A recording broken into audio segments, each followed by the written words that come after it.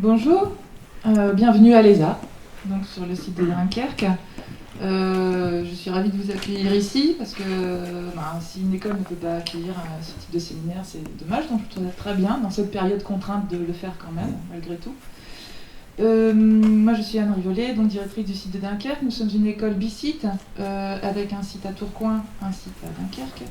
Petite école, et sur site on est une centaine d'étudiants. Et donc voilà, je fais juste un mot d'accueil, je laisserai Kyrène et Patrick développer les choses après. On a à l'intérieur de l'école, on développe depuis un an une couleur un peu plus particulière dans l'école qui se tourne vers l'expérimentation sur le territoire, hors les murs.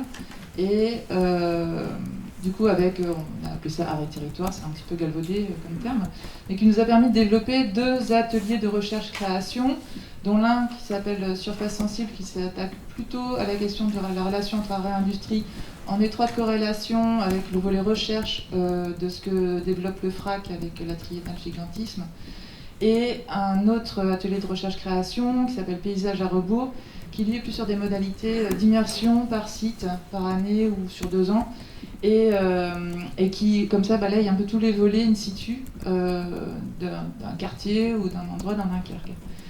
Et du coup, voilà, on travaille aussi en étroite relation avec la question des droits culturels.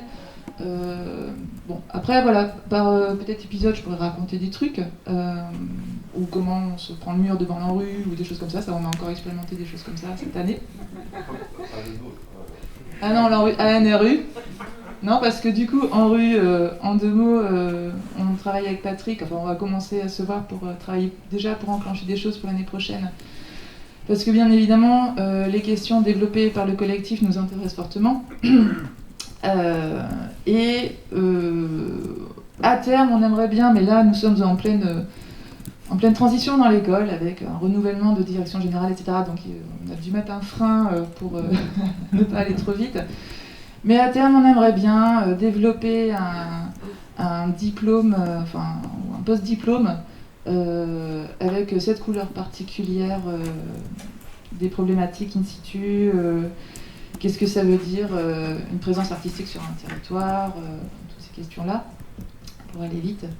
Mais on va commencer par des workshops, des choses qui ont moins d'enjeux institutionnels.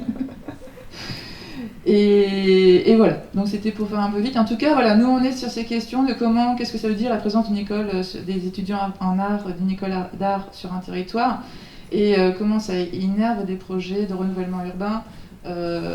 Et se pose aussi des questions et peut peut-être nourrir l'un l'autre. Voilà. Alors il y a des quartiers où c'est possible et des quartiers qui sont parfois un peu verrouillés par du renouvellement urbain dur. Patrick pourra aussi bien témoigner et développer les difficultés rencontrées sur ce type de contexte.